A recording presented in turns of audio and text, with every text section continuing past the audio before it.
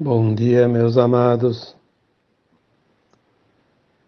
Vamos para mais um áudio neste sábado, dia 9 de setembro de 2023. Hoje é interessante que hoje tem um portal, né? 9 do 9. Não é o portal mais importante de setembro, porque teremos o portal do equinócio, 21, acho que é dia 21, né? 21 do 9. Enfim, o dia que inicia a primavera. Eu ultimamente não me apego mais tanto em datas e estou começando a me perder nos dias, né? Mas é normal. Logo, logo nós não precisamos mais de calendário nem de relógio. Porque o único tempo que vai existir é sempre o eterno agora, onde nós não teremos mais nenhuma dificuldade em ter o passado e o futuro junto com o agora, com o presente, né? Mas enfim, 9 do 9, portal aberto. É interessante porque a gente acha que o portal abre no dia certo, 9 do 9. Não. O portal, geralmente, ele tem um tempo, uma janela, que fica aberta. Ele abre e fecha dentro de um tempo. Normalmente é 21 dias. Então ele começa 10 dias antes e 10 dias depois, mais o dia do calendário. Então são 21 dias. Então esse portal de 9 do 9 ele emenda com o portal do equinócio. Vai ser praticamente uma janela dentro de uma janela, né? Mas eu não vim aqui falar de portais hoje, porque o assunto que me traz é um outro. Eu vou dar um título, como eu sempre digo, dar o nome aos bois. Hoje vamos dar um título para esse áudio: Tragédias coletivas, omissão e ação. Ou, melhor, tragédias coletivas, ação e omissão. É melhor essa segunda hipótese é mais adequada. Ação e omissão. Porque em todas as tragédias coletivas a gente vê claramente ações e omissões. É engraçado isso, porque pouca gente percebe a ação e a omissão dentro das tragédias coletivas. Em primeiro lugar, já falei alguns anos atrás, eu acho que foi no tempo que caiu aquele avião da Chapecoense, que foi um momento também que a gente fez muita reflexão, porque é preciso que a nossa alma, de vez em quando, receba um choque para despertar, para acordar, sair daquela coisa mecânica, sair daquela situação que a gente chama de robotizado, né? Agir individualmente ou coletivamente como se fosse um robô. Não, nós somos almas. A alma é a animação de um corpo.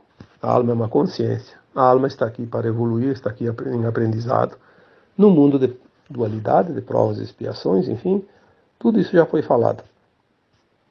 E as tragédias coletivas, elas fazem parte de um plano de alma coletivo, onde aquelas almas escolhem passar por aquela situação porque elas têm a pendência de algo de vidas passadas que precisam ser resgatadas. Então elas escolhem tempo e lugares, mais ou menos, que coincidirão com um fato, para que elas possam ter a oportunidade, caso não tenham feito nada até ali, que com aquela situação vivida, elas possam então sim conseguir resgatar definitivamente uma pendência de vidas passadas para poder fazer a ascensão.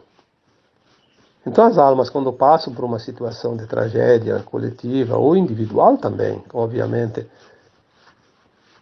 ela está recebendo a sua carta de alforria, aquela carta que é a condição da ascensão definitiva da alma. Sair do mundo de provas e expiações para um mundo de regeneração, que é o nosso objetivo de estar aqui. As tragédias coletivas, elas também têm um plano que ele é indireto para mexer com as outras almas que estão presas ao apego, ao imediatismo, ao egoísmo, para que elas possam trabalhar o seu lado solidário, o seu lado compassivo. Lembrando aqui que tantas vezes foi falado que para uma alma ter a condição da ascensão, existem certas qualidades, certos conceitos éticos e morais dentro dela, e que poderíamos aqui colocar como pilares, como já disse outras vezes. E dentro desses pilares tem 3 que eu acho fundamentais. Amor incondicional, que é aquele amor desinteressado, né? A compaixão e o respeito. E nas tragédias coletivas nós podemos realmente ver até que ponto esses 3 pilares estão solidificados dentro de nós. Então, quando acontece qualquer tragédia, seja lá no lugar do mundo que for, né? Nós vemos os 2 lados, a ação e a omissão também, porque agora nada mais fica escondido. A ação, em todas as tragédias coletivas, ela sempre é mais vista e mais forte nas pessoas comuns, naquelas pessoas anônimas, naquelas pessoas que simplesmente se compadecem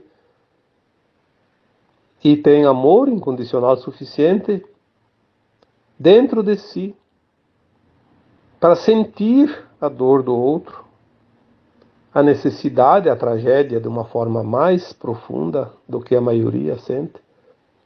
E também tem o respeito para aqueles que sofrem, para aqueles que sobreviveram, aqueles que fazem parte daquelas famílias, daquelas situações, daqueles lugares onde há realmente as perdas. Então nós vemos isso nas pessoas. Mas engraçado que a gente não vê isso nas autoridades. Não é uma coisa surreal isso? A gente vê naquele que não tem condições nenhuma. Não tem poder, não tem recursos, não tem nada, mas ele vai lá. Você não tem como ajudar financeiramente em donativos, em doações, de uma forma de amparo ou outra, acolher alguns que precisam de amparo, daqueles que sofreram as tragédias. Muitos vão lá ajudar, né? Pessoalmente. E aquelas pessoas que são as autoridades, que deveriam zelar pelo povo, pelas pessoas, a mídia que deveria anunciar a verdade, mostrar, se compactua com a força maligna para esconder, para evitar que se responsabilize quem de fato deveria ser responsabilizado, porque para tal estão na posição que estão, no cargo que estão. Se uma autoridade está de posse de um cargo, ela tem os seus deveres e ela precisa mostrar que cumpre os seus deveres. Não somente por solidariedade, que geralmente eles não têm.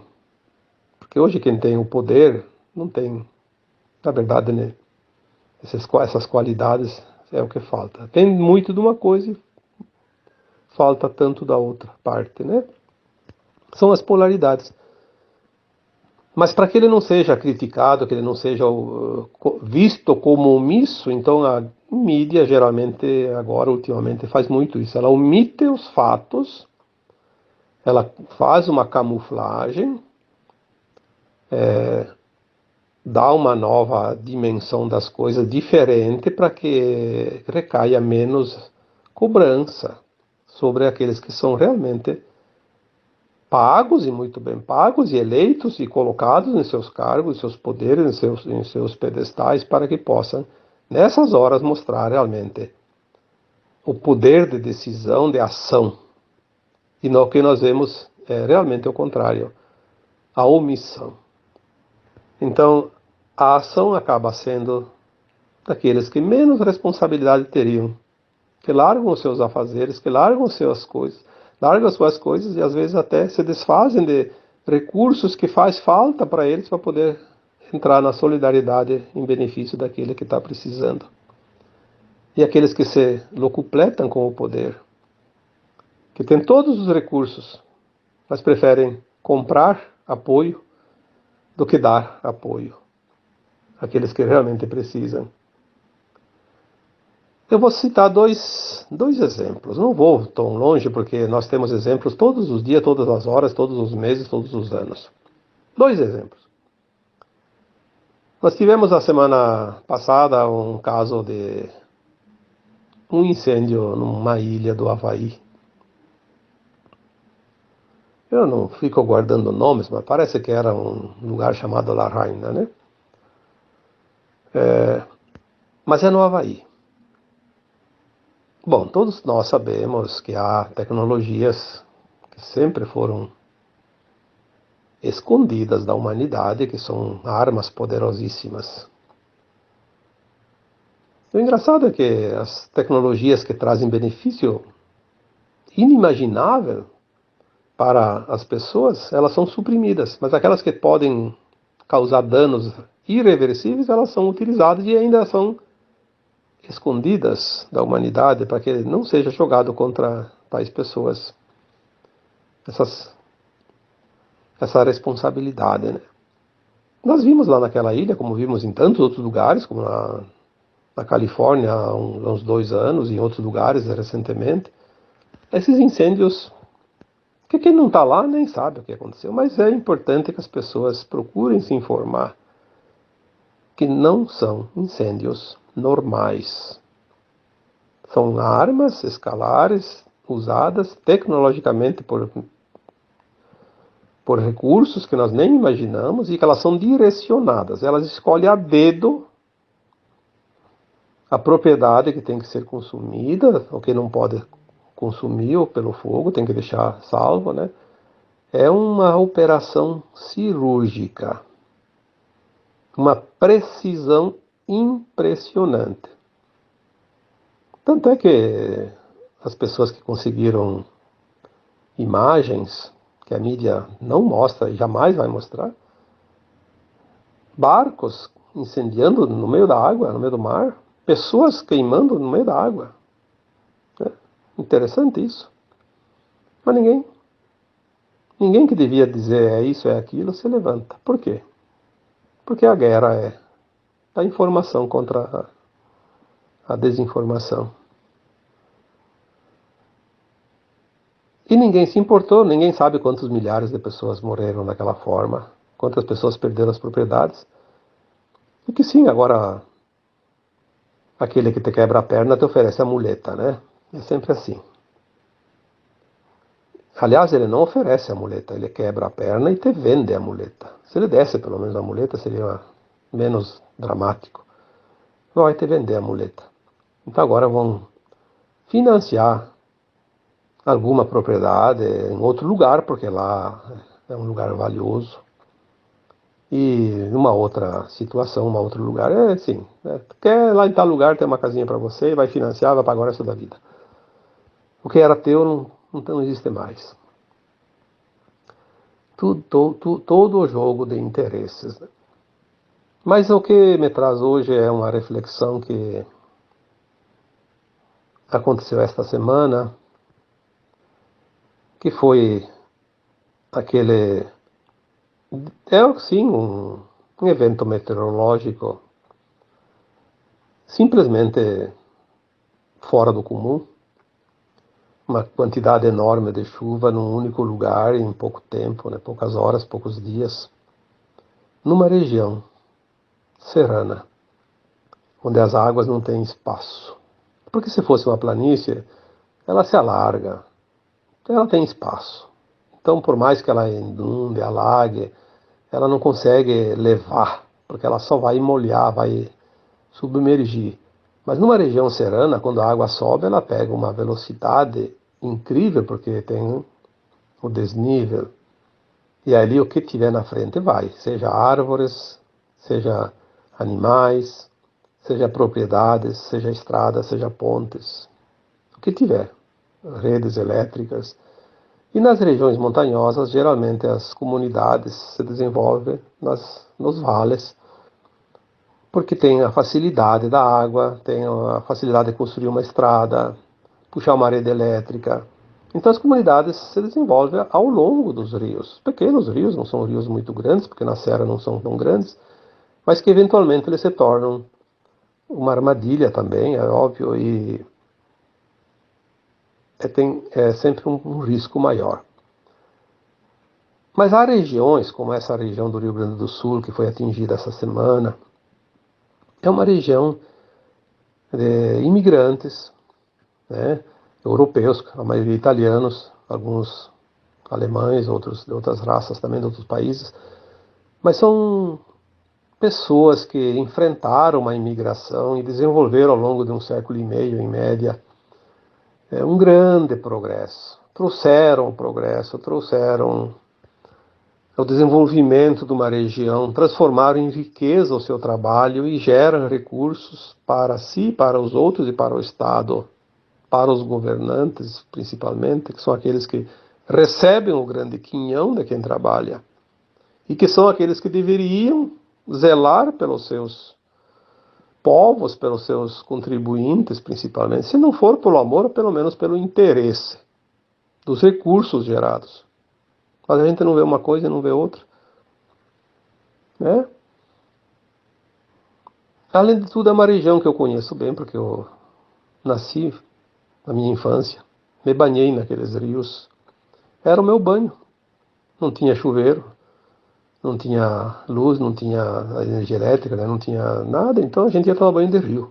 Era o rio que nos lavava, a água do rio. A gente ia para a roça, trabalhava, se sujava todo com terra, com poeira, com barro. E depois a gente ia para o rio se lavar para depois ficar dentro de casa à noite e dormir e acordar no outro dia e trabalhar de novo. E nessas águas eu me banhei. Nessas águas, desses rios, dessa tragédia. As nascentes, né? O rio que passava em frente à minha casa era um rio chamado Rio Guabiju, que entra num outro rio chamado Rio Carreiro, que depois entra junto com outro afluente, o Rio das Antas, e forma o Rio Taquari. Que depois, logo abaixo, eu pego mais um rio, que eu acho que é o Guaporé, e forma um rio ainda maior, mas continua como Taquari até Porto Alegre, né, no delta da Lagoa dos Patos, né.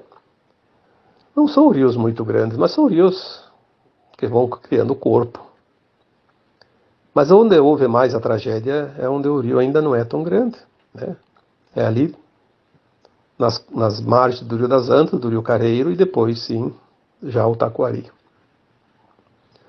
Uma região que eu tenho lembranças dos lugares, porque eu andei para aquelas regiões, convivi naquela região, né, um tempo de criança principalmente, e mais recentemente, às vezes eu passo por lá também.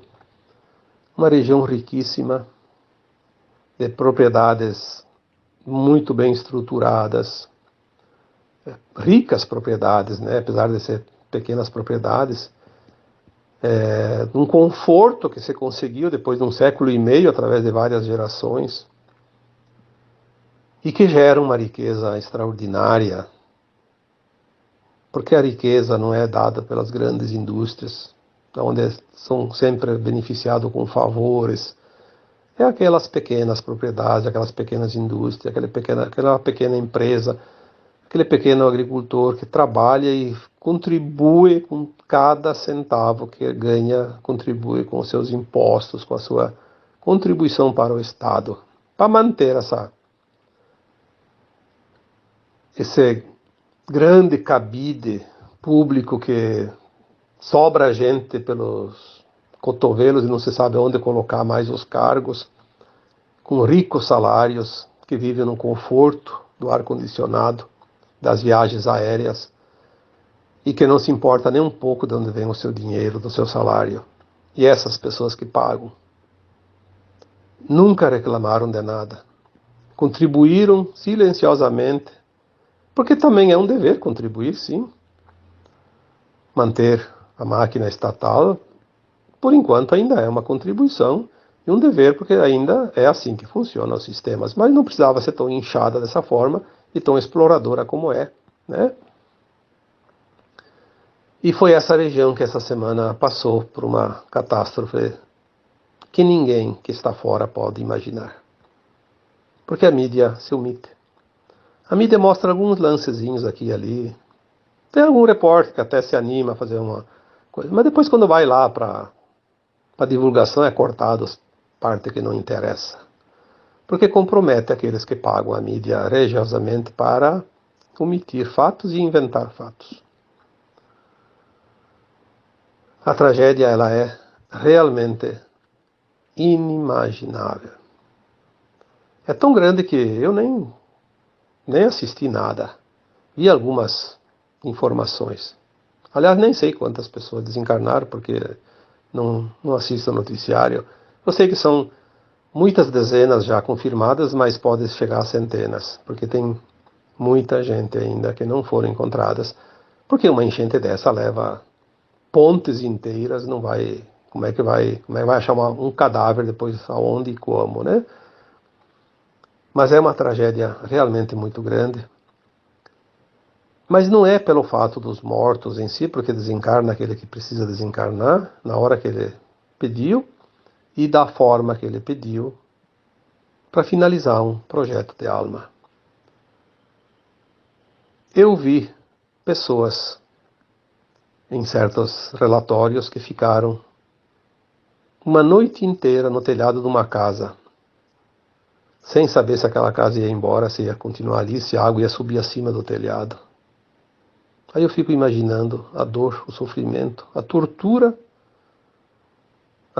que um ser humano precisa viver numa situação dessas. Pessoas que ficaram agarradas no teto, na copa de uma árvore, uma noite inteira também, se fosse pelo menos de dia, mas de noite. E eu vi uma foto lá que alguém tirou de porcos agarrados num telhado, não sei se era de uma casa ou se era um chiqueiro. Um animal agarrado com as duas patas dianteiras, se segurando, porque a água estava com metade do corpo dele já coberto de água, né? Aí quantos animais foram levados, né? Cavalos, bois, vacas, carneiros, cachorros, gatos, galinhas e animais que não são domésticos também, né?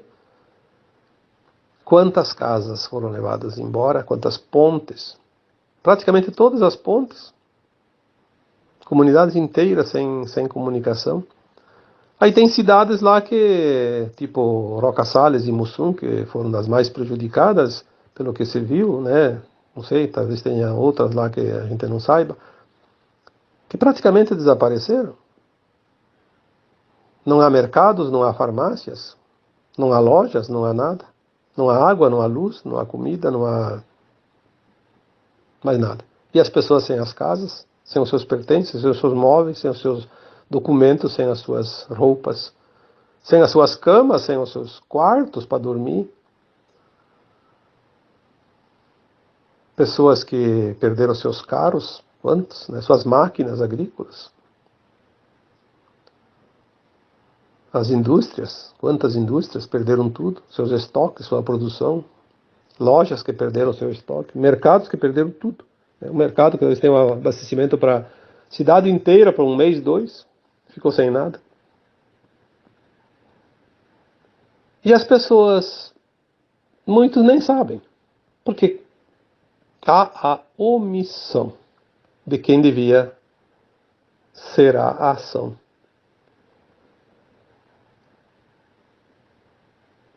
Muitos dizem assim, mas aquilo lá é normal.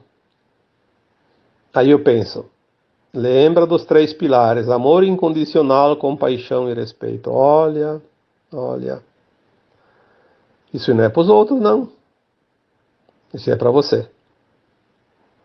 Se você não sente compaixão numa hora dessas, se não é solidário, não precisa contribuir. Não precisa dar teu dinheiro, tuas coisas, se você está até difícil para você. Muita gente não tem nem para si. Mas pelo menos sinta a compaixão. Seja solidário, porque daqui a pouco a vez pode chegar para ti. Eu não vou falar que essa situação vai acontecer com esses que se omitem, que são os responsáveis, seriam os responsáveis para agora estar lá, manga arregaçada, de bota de borracha, se você precisa andar junto lá e ajudar. Esses vão pagar mais adiante, naqueles planetas horríveis de provas e expiações, dos mais tristes que podem existir ainda nos universos infinitos. É lá que eles vão pagar suas contas. Porque está escrito isso. Faz parte do projeto Terra, das almas que aqui estão. Não sou eu que estou inventando, eu não estou dizendo nada. Estou apenas lembrando que existem as leis divinas. E as leis divinas são infalíveis e imutáveis. Ou nós pagamos com amor ou pagamos com a dor. Todas as nossas ações mal conduzidas. Desta vida e das vidas passadas.